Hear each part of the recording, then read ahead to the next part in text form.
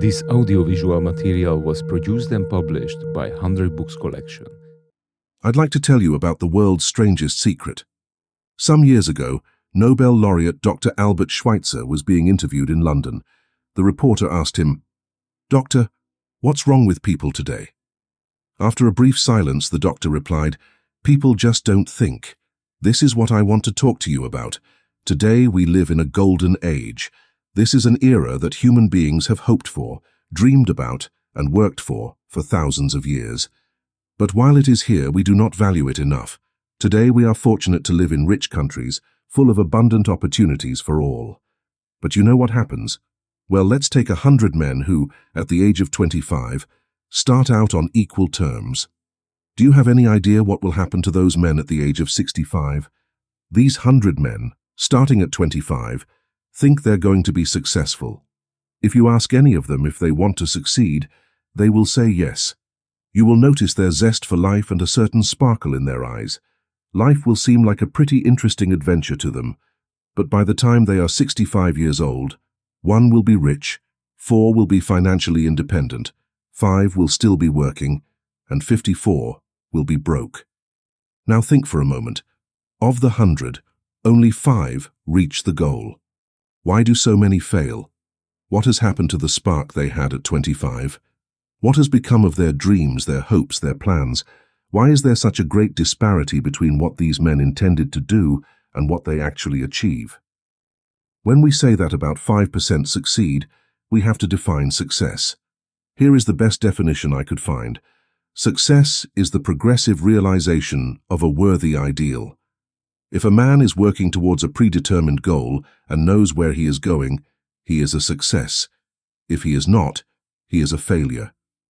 The distinguished psychiatrist Rollo May wrote a wonderful book entitled Man in Search of Himself. And in his book he says, "In our society, the opposite of courage is not cowardice, it is conformity." Therein lies the problem today, conformity. Many people act like everyone else, not knowing where they are going. In the United States, there are more than 18 million people aged 65 and over, and most of them are broke. They depend on someone else for the necessities of life. We learn to read when we are 7 years old. We learn to earn a living at 25, and by then, we are usually not only earning a living, but also supporting a family. By the time we are 65, however, we have not learned to be financially independent. Why? Because we are complacent. The problem is that we act like those in the wrong group, the unsuccessful 95. Why do people settle? Well, they don't really know. They believe that their lives are shaped by circumstances, by things that happen to them because of external forces. They are people shaped by external circumstances. There was once a survey of a lot of workers asking, "Why do you work? Why do you get up in the morning?" 19 out of 20 had no idea. If you ask them, they'll say, "Well, everybody goes to work in the morning." And that's the reason they do it, because everybody else does the same thing. Now let's go back to our definition of success. Who is successful?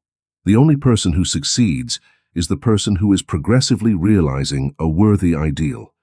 It is the person who decides what he or she wants in life and then begins to work towards that goal. Successful is the teacher who teaches school because that is what he wanted to do. Successful is the woman who is a wife and mother, because that is what she wanted to be, and she is doing it very well. Successful is the man who runs the gas station on the corner, because that was his dream, what he wanted to do. Successful is the man who wants to become a top salesman and grow with his organization. Successful is anyone who is deliberately doing a job because that is what he intentionally decided to do. But only 1 in 20 does it. That's why there is no real competition today, unless we do it for ourselves. Instead of competing, all we have to do is create. Now, for 20 years, I have been looking for the key that determines what will happen to a human being. I wanted to know if there is a key that leads to a promising future that can be replicated by other people. Is there a key that will guarantee a person's success if he or she knows how to use it? Well, there is a key. Have you ever wondered why so many men work so hard and honestly without achieving anything in particular? And why others don't seem to work hard but seem to have it all? They seem to have the magic touch. You may have heard someone say, "Everything he touches turns to gold." Have you ever noticed that a man who becomes successful tends to stay successful? On the other hand, have you ever noticed how an unsuccessful man tends to keep on failing? Well, it's all about goals. Some of us have goals, some of us don't. People with goals succeed because they know where they are going. It's as simple as that. Think of a ship leaving a port, which has the voyage completely planned. The captain and crew know exactly where they are going and how long it will take. The ship has a definite goal, and it will certainly get to where it wants to go. Now let's take another ship, like the first one, but this one has no crew, no captain at the helm. It has no goal, no destination. We simply start the engines and let it go. I think you will agree with me that if it leaves the harbor, it will sink or end up on some deserted beach. It can't go anywhere because it has no destination and no guide. It is the same with a human being. Take the example of the salesman. There is no other person in the world with such a promising future as a good salesman. Selling is a high-paying profession if we are good at it and if we know where we are going. Every company needs first-class salespeople, and they reward such people well. The sky is the limit for them. But how many can you find?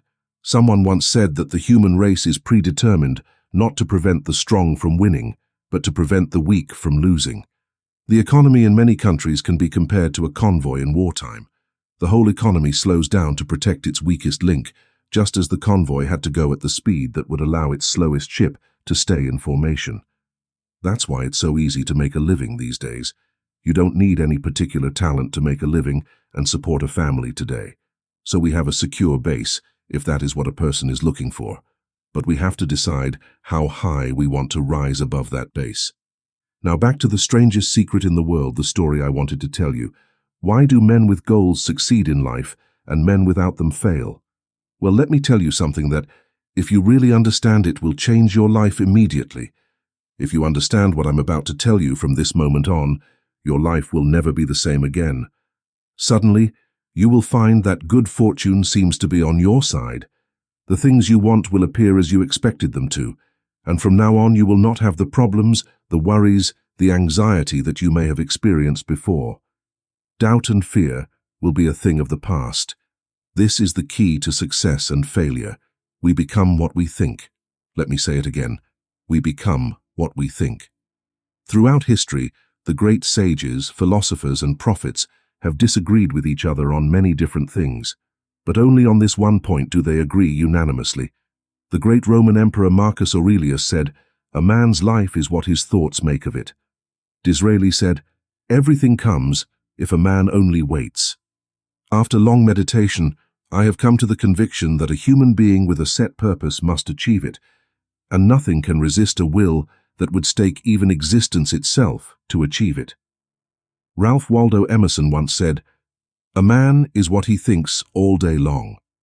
William James said, "The greatest discovery of my generation is that human beings can change their lives by changing their mental attitude." And he also said, "We need only act as if the thing in question were real, and as we grow into such a connection with our life, it will unfailingly become real. It will be so bound up with habit and emotion that our interests will characterize the belief." He also noted, "If you only care enough about one result, you will certainly achieve it. If you want to be rich, you will be rich. If you want to learn, you will learn. If you want to be good, you'll be good. You must only really desire these things, and not desire 100 other incompatible things at the same time and with the same force." In the Bible, in Mark 9:23, we read, "All things are possible to him who believes." Dr. Norman Vincent Peale put it this way, "This is one of the greatest laws of the universe. I wish I had discovered it when I was young. I realized it much later in life and found it to be the greatest discovery outside of my relationship with God." He went on to say, "The great law expressed briefly and simply says, if you think in negative terms, you will get negative results. If you think in positive terms, you will get positive results. This is the basis of an amazing law of prosperity and success. In 3 words, believe and you will succeed." William Shakespeare put it this way, "Our doubts are treacherous, and through fear of trying, cause us to lose the good we might often gain."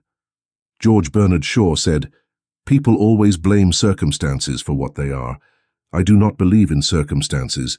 The people who succeed in life are those who get up and look for the circumstances they want, and if they don't find them, they create them.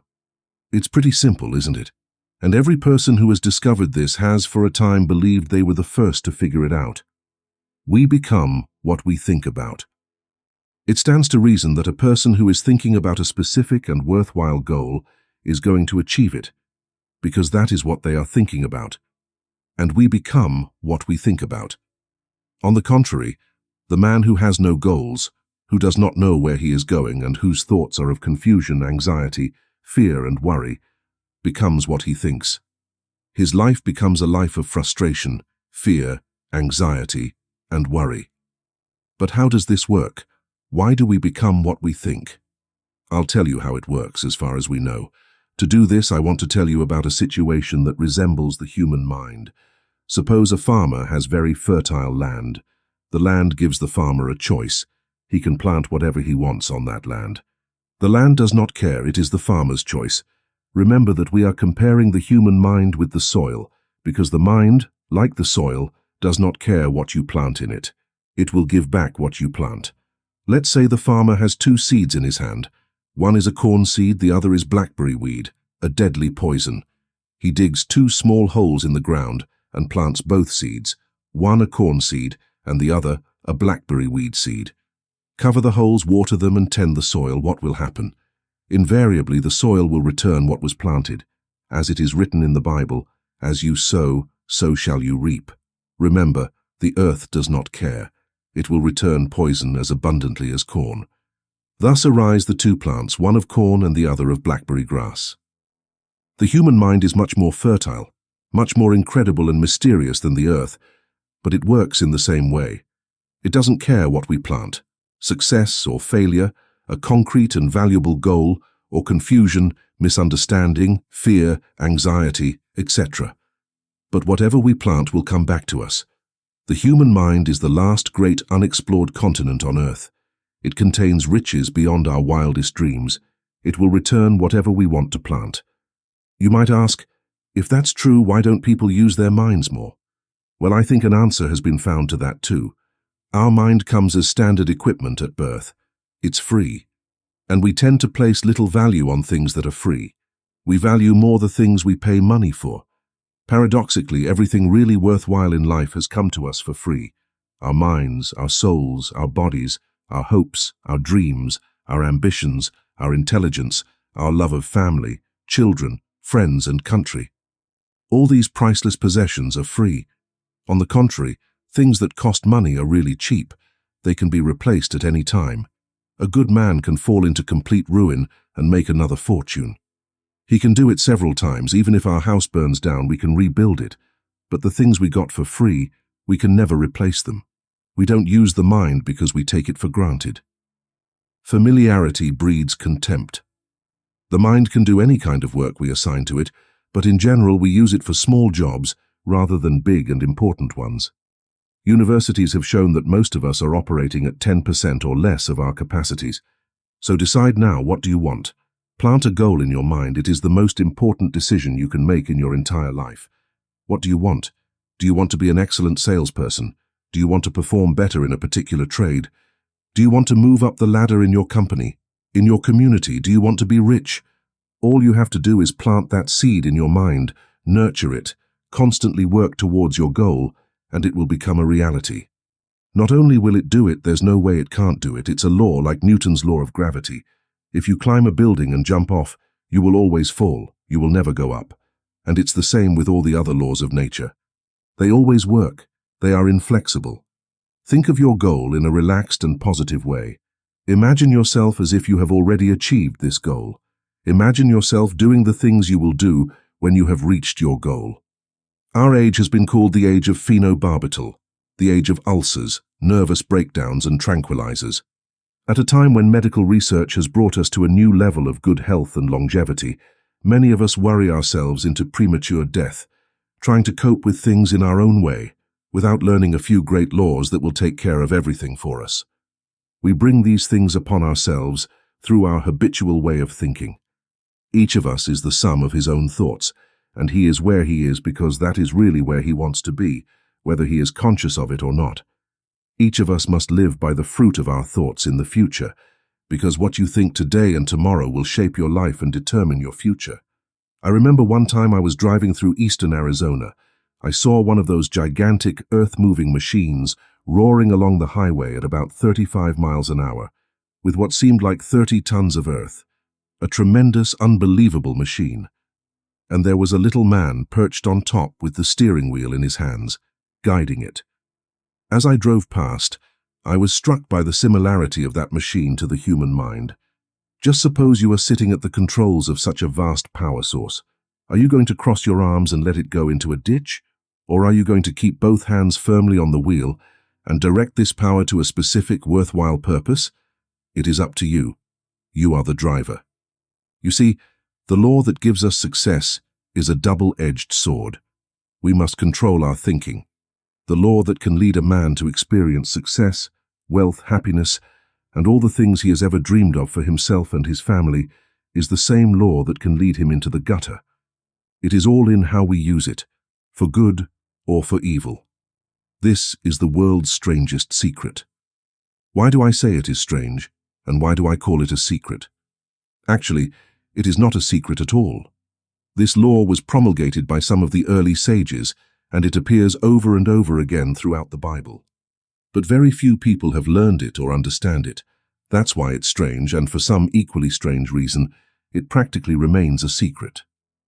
I think you could walk down the main street of your town and ask one person after another what the secret of success is, and you probably wouldn't meet a person in a month who could tell you. Now, this information is enormously valuable to us if we really understand it and apply it. It is valuable not only for our own lives but also for the lives of those around us, our families, employees, associates and friends. Life should be an exciting adventure. It should never be boring. A man should live fully, be alive. He should be delighted to get up in the morning. He should be doing work that he loves to do because he does it well.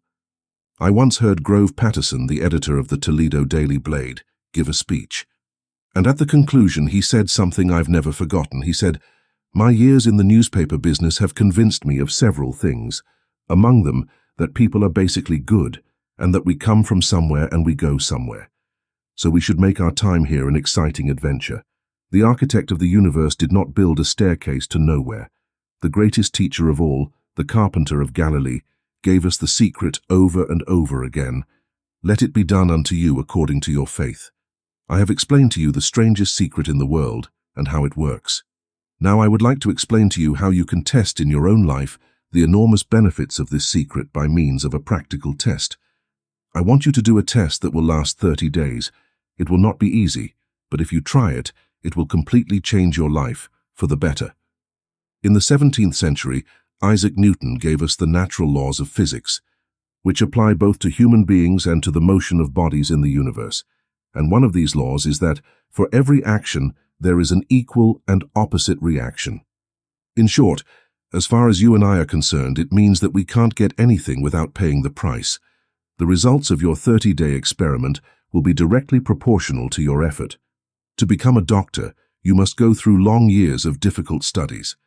Remember that each of us succeeds in life to the extent of our ability to selling our ideas to our families, selling education in schools, selling our children the idea of the advantages of living a good and honest life, selling our associates and employees the idea of the importance of being exceptional people. And of course, the profession of selling itself. But to successfully sell the idea of our way of life, we must be willing to pay the price. What is that price? Well, it is many things. First, it is to understand both emotionally and intellectually that we become what we think, that we must control our thoughts if we are to control our lives. It is to understand perfectly that, as you sow, so shall you reap. Second, it is the cutting of all the chains of the mind and allowing it to rise as it was designed to do. It is the realization that your limitations are self-imposed and the opportunities today are enormous. It is rising above the pettiness and prejudices of narrow minds. Third, it is to use all your courage to force yourself to think positively about your own problem, to set a clearly defined goal for yourself, and let your wonderful mind think about your goal from every possible angle, to let your imagination speculate freely about possible solutions. It is to refuse to believe that there are circumstances strong enough to defeat you in achieving your purpose. It is to act promptly and decisively when your course is clear, and to remain constantly aware of the fact that at this moment you are in the midst of your own acres of diamonds, as Russell Conwell points out in his book. Fourth, it is to save at least 10% of everything you earn. Fifth, it is to remember that, no matter what your current job is, you have enormous possibilities if you are willing to pay the price. Now let's review the important points of the price each of us must pay to achieve the wonderful life that can be yours. 1. You will become what you think. 2. Remember the word imagination and let your mind begin to fly. 3. Have the courage to focus on your goal every day. 4. Save 10% of what you earn.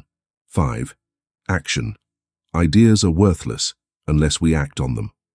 Next, I will try to outline the 30-day test I want you to take, keeping in mind that you have nothing to lose by taking this test, but you can gain as much as you want.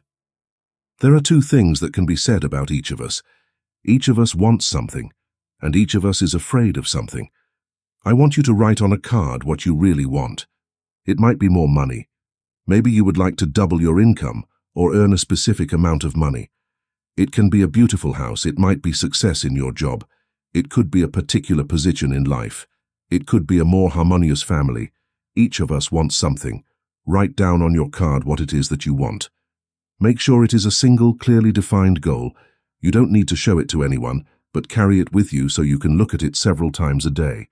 Think of it in a cheerful, relaxed, and positive way every morning when you wake up, and you will immediately have something to work for, something to get out of bed for, something to live for. Look at it every chance you get during the day and just before you go to bed at night. When you look at it, remember that you become what you think about, and as you are thinking about your goal, you will realize that it will soon be yours. In fact, it is yours the moment you write it down and start thinking about it. Observe the abundance around you as you go about your daily activities. You have as much right to this abundance as any other living creature. It is yours for the asking. Now we come to the hard part. Difficult, because it means the formation of a new habit. New habits are not easily formed. However, once formed, they will follow you for the rest of your life.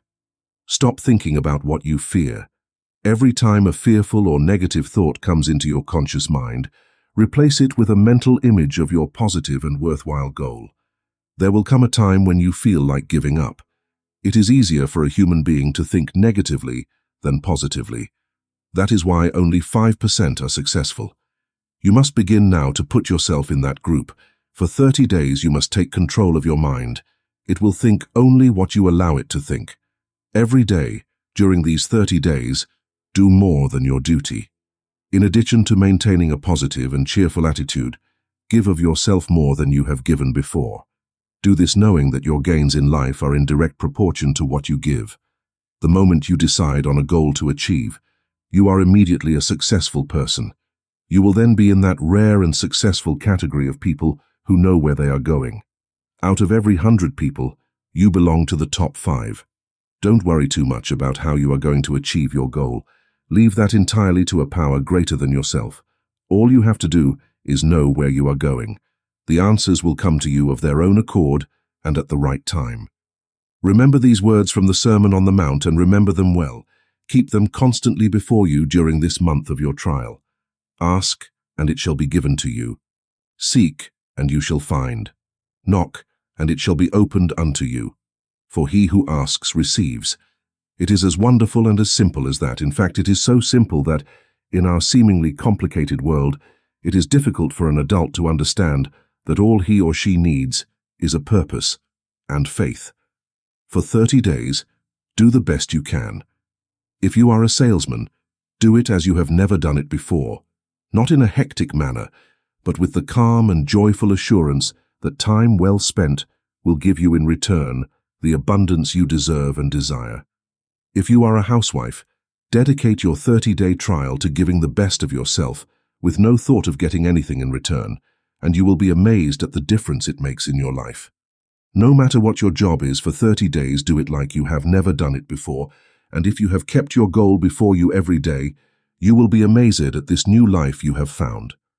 Dorothea Brande, the outstanding editor and writer, discovered this for herself and talks about it in her excellent book, Wake Up and Live.